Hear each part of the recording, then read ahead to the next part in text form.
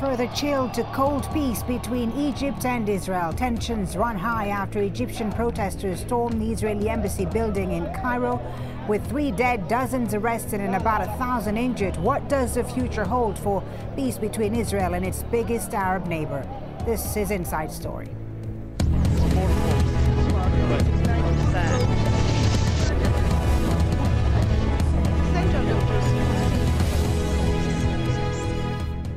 Hello and welcome to the program. I'm Fuli Batibo. On Friday, just before midnight, hundreds of Egyptian protesters broke into the building housing Israel's embassy in Cairo, tearing down a cement barrier around the building and trapping 6 staff members inside for a few hours. The Israeli ambassador, his family and most of the staff were taken out of the country by an Israeli military aircraft. A senior Israeli official in Jerusalem denounced the attack as a grave violation of diplomatic norms and a blow to peaceful relations between the two countries. Shireen Tadros has a story from Cairo. Down with the military council, down with its leader. These were the chants outside the Israeli embassy the morning after a long night of deadly clashes. And the anger is not subsiding. One man showed me the ID card of an Israeli official, just one of the hundreds of documents and cards that were thrown from the balcony when protesters broke into the embassy Friday night. We spoke with some people who said they thought the protesters took it too far. Others are angry at the American response. I think that people have a point, but they've gone overboard in the way they express their views. You can't break into an embassy and throw papers out the window. It makes us look bad in front of the rest of the world. President Obama said on Friday that Egyptians must take steps to protect the Israeli embassy. It did not occur to him to mention that Israel killed Egyptian guards on the border with Israel. This is real double standards. A line of armoured personnel carriers are now at the foot of the building which houses the Israeli mission. The atmosphere is still charged. Still a lot of tension here outside of the Israeli embassy, and the stench of tear gas is still apparent in the air. There are a few dozen protesters that have decided to stay here, and a lot more people just standing around surveying the damage, seeing what has happened in this street. The people over there are chanting against Israel. They're saying that the Israelis should be afraid now of the Egyptian people. They're chanting also against the Interior Ministry and the Interior Minister. Friday night saw some of the worst violence in the country since former President Hosni Mubarak was ousted. Protesters tearing down meters of concrete wall outside the embassy before clashing with the police. Protesters knocked down most of the wall, raising the Palestinian and Egyptian flags. Some even managed to get into the building, taking down the Israeli flag and throwing documents out of the window to the protesters below. We went up through the next door building. Then some of us climbed over air conditioners. For 2 hours, we've been breaking the embassy doors. We reached the first floor of the embassy 3 floors. We broke everything inside. We collected all the papers and threw them out of the windows. The cleanup is beginning, but with so much uncertainty and continuing demonstrations, people here are bracing themselves for more difficult days ahead. Well, the Israeli embassy in Cairo has become a focal point for protests since Israeli troops killed 5 Egyptian policemen as they were chasing suspected Palestinian militants across the border last month following an attack that killed 8 Israelis. Israel did not admit responsibility and refused to officially apologize, but it ordered a joint inquiry over the incident. That incited hundreds of Egyptians to protest outside the Israeli embassy in Cairo. They burnt the Israeli flag and demanded the expulsion of the Israeli ambassador. On August 21st, a protester climbed up the embassy building, removing the Israeli flag. And just a few days ago, on September the 5th, Egyptian authorities erected a wall around the building that houses the Israeli embassy in Cairo. The wall was torn down by angry protesters during Friday's attack. Well, joining us to discuss the relationship between Israel and Egypt are my guests, Omar Ashur, the Director of Middle East Studies at the Institute of Arab and Islamic Studies at the University of Exeter. He's currently in Cairo. Gideon Levy, an Israeli journalist and commentator, he joins us live from Tel Aviv. And Robert Fisk, the Middle East correspondent for the independent newspaper, who is currently in Moscow. Gentlemen, thank you very much for taking part in this edition of Inside Story.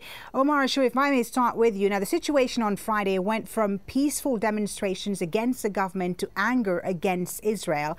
How are these two connected? And was this an expression of anger at the way military rulers are running Egypt, or an expression of anger perhaps purely at the Egyptian-Israeli relationship?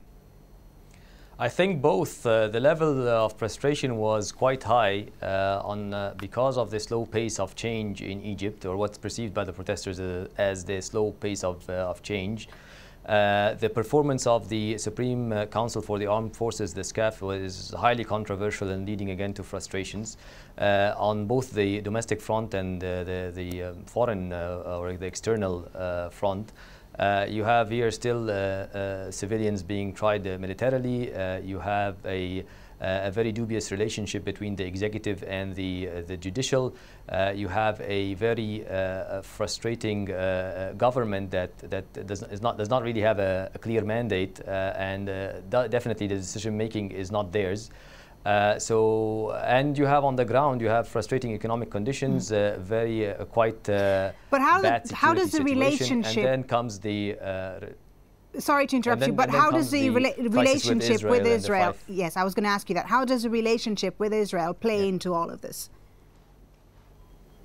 Yeah, obviously the killing of 5 Egyptian soldiers by Israeli gunfire inside the Egyptian territories. That has enormous consequences on the Egyptian front. Pretty much every Egyptian political party and many of the protesters were quite angry at this situation, and they are seeing the SCAF as not taking a strong enough stance with regards to this. Moreover, there was a decision to call on the Egyptian ambassador to come here for consultations, and that decision was frozen. Israel, on the other side, the demands for apology, demands for compensation was not granted, and this added even more to the frustration. Sure. Yesterday, there was multiple objectives for the protesters. Among them was going and protesting in front of the Israeli embassy, and I think what happened, the deterioration of the situation into the violent situation that we saw yesterday, was pretty much an inevitability. It was going to happen that way, or this way or that way, given the frustrations on the ground. All right, Gideon Levy in Tel Aviv, how do you interpret the events in Cairo? Do you think, as Omar just said, that this violence was inevitable, and are Egyptians right to be angry at Israel? They have good reasons to be angry at Israel. It all starts, I think, in Operation Cast Lead, because that's really the scene, the first scene that exposed so many Egyptians to quite harsh pictures from Gaza. And I think this was the turning point in the relationship between Israel and Egypt. But it took some time to the side effects, to the aftershock to be expressed.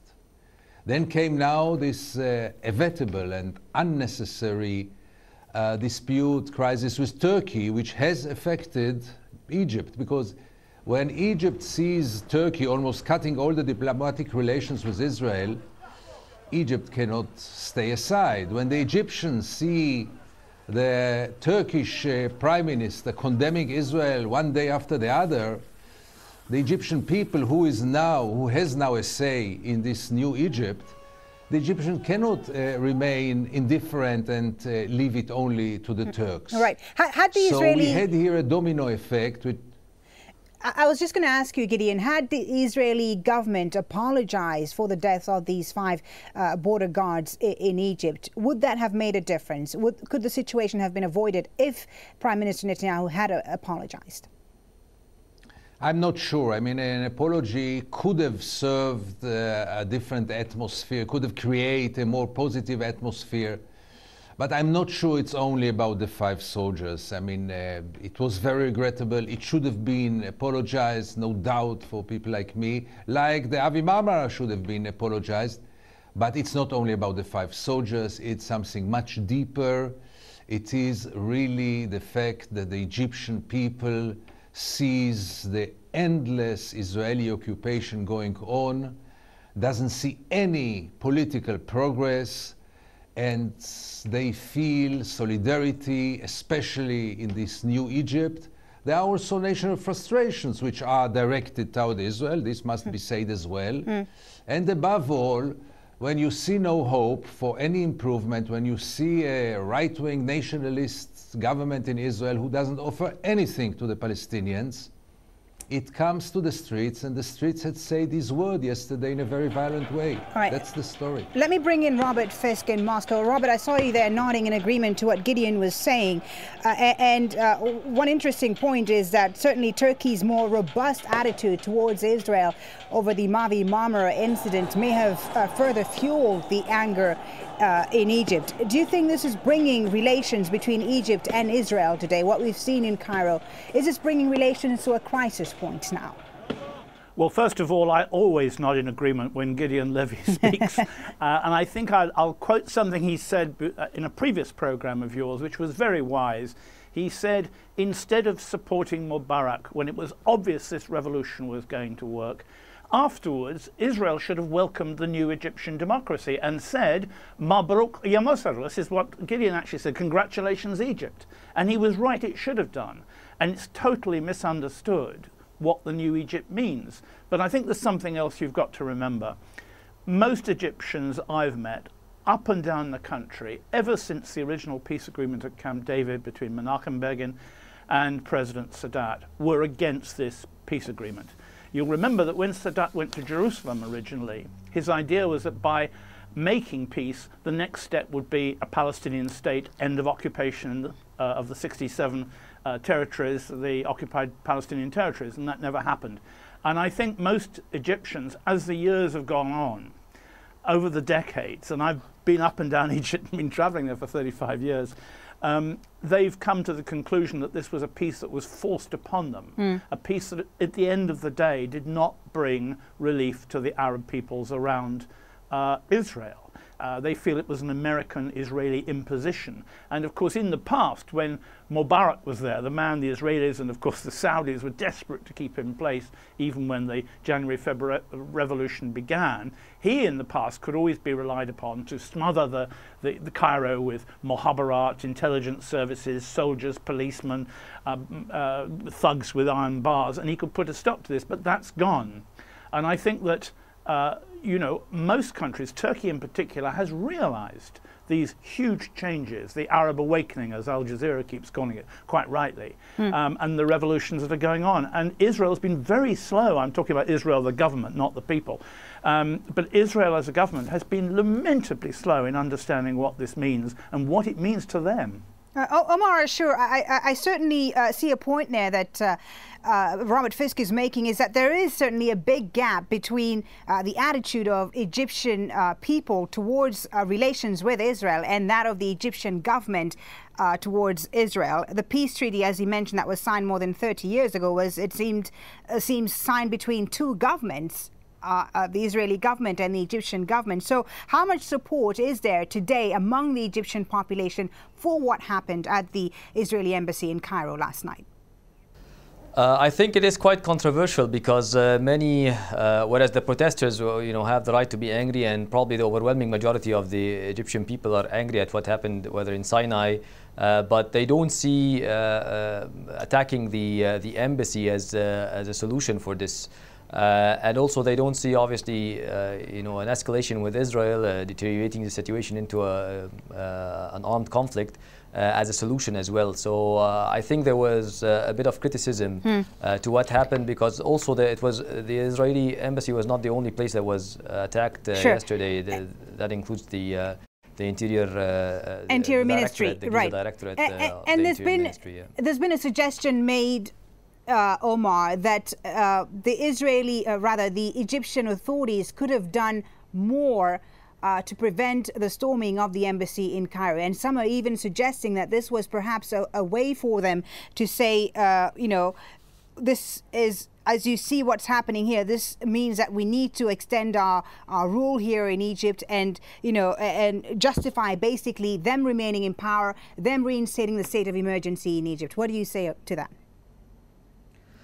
Yes, that's true. They could have done much more. You know, the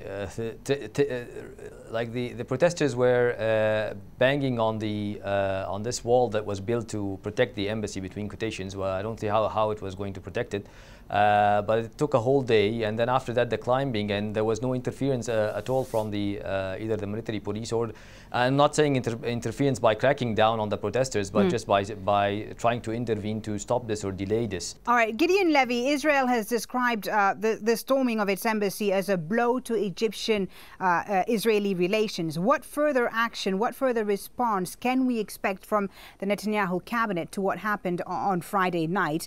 And how do you see diplomatic relations between these two countries evolving? One should hope that the Israeli government will not respond more than this, because any response can be just irresponsible, like most of the response of our current government. But I think that what happened yesterday is quite irreversible, because it's not about this technical question of having the embassy there or not. The question is about being accepted. And look what happened in the last weeks. The two major, only Muslim and Arab states in the region who had accepted Israel, Turkey and Egypt, are both sending away the Israeli diplomats, one by force and one by a governmental decision. And Israel goes back 30, 40 years backwards.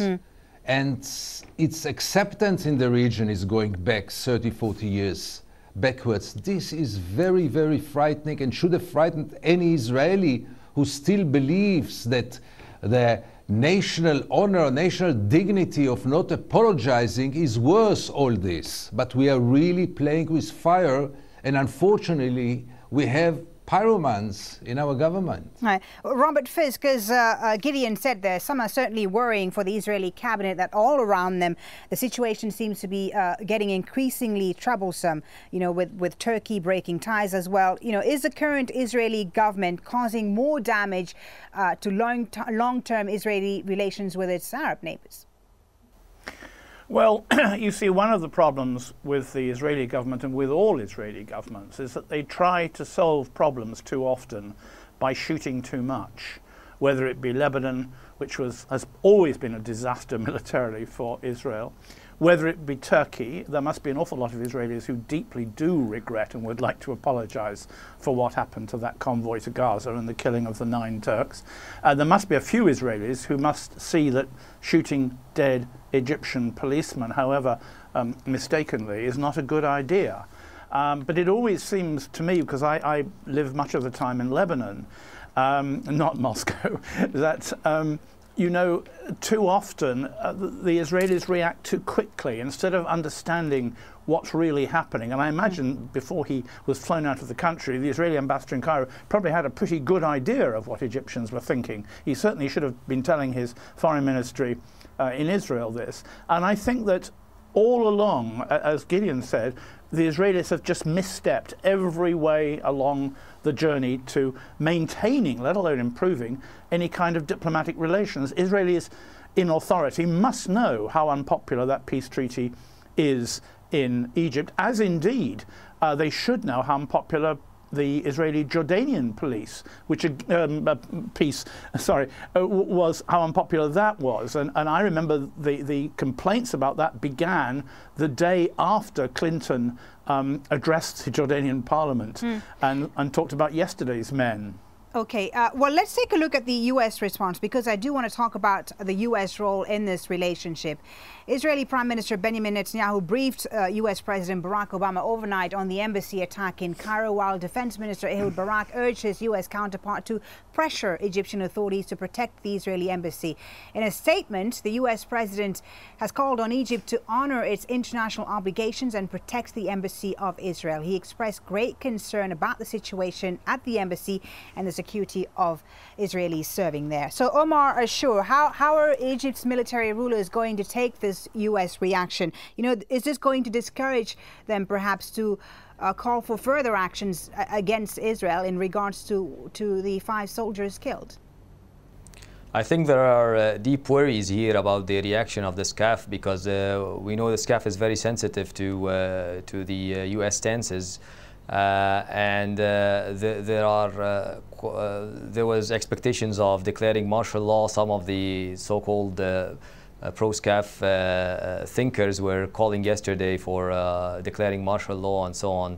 And this obviously will affect badly the prospects for elections, the prospect for placing a constitution, and the whole democratic transition process can be in chaos here, which we see here as the solution out of this problem, putting back the military council back or the military back to its barracks, and having an elected government ruling the country and becoming more responsive to the wills of the majority or of the people in general.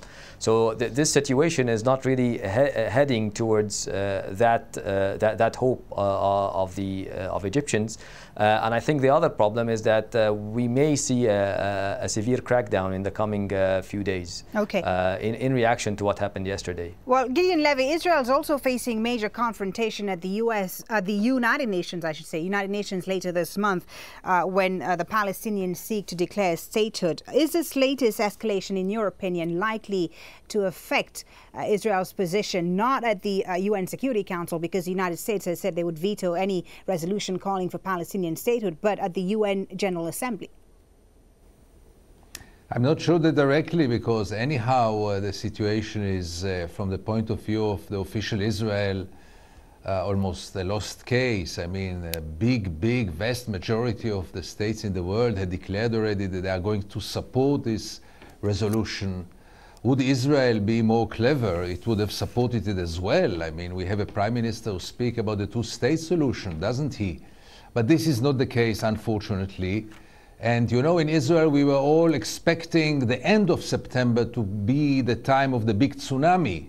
And here we are in the first days of September, and there is a huge tsunami, much bigger than we were expecting in the end of September. It really, so much is in the Israeli hands, and so little is being done. But maybe, you know, by the end of the month, some people, because this is a wake-up call, maybe one of the last wake-up calls for Israel to do something, to be more accepted in this region. Maybe someone will wake up, but I doubt it very much. Robert Fisk, you have the last word. How do you see the situation evolving? Do you think that this diplomatic crisis is likely to ease in the coming days, or is it likely to further escalate? I think it's going to get worse, and one of the reasons, we'll go back to Washington here, is because in what is in effect now a presidential election campaign, Obama is going to make more and more pro-Israeli and effectively critical statements about the Arabs, comments and statements as the days go by, and that of course is going to turn the anti-Israeli sentiment in Cairo into anti-Israeli and anti-American sentiment. What was very interesting during the revolution, I was in Cairo for the full 3 weeks, there wasn't a single anti-American or even anti-Israeli slogan chanted on the streets by the millions in Tahrir Square. But now you're beginning to get it, and the next step will be an objection to the United States, and then we'll start seeing large crowds gathering outside the US embassy, and then an attempt by the military, the SCAF, to protect the Americans and the Israeli building will then appear that the military is now taking the side of the people who used to run Mubarak. All revolutions, I mean, I thought it was the happiest report I've ever filed on the Egyptian revolution, but all revolutions have a habit of turning bad after several months. Everyone, including William Wordsworth, loved the French Revolution, and there was one here in this town of Moscow in 1917 that a lot of people thought was a good thing, and it gave us Stalin's terror. I do worry very much about what's going to happen to Egypt, just as much as what's going to happen to Israel. Okay, thank you very much. We're going to have to leave it there. Gentlemen, thank you very much for a very interesting discussion. In Cairo, Omar Ashur; in Tel Aviv, Gideon Levy; and in Moscow, Robert Fisk. And thank you as well for joining us on this edition of Inside Story. As always, we welcome your comments and suggestions. You can email them to us at the usual address, insidestory@aljazeera.net. Thanks for watching.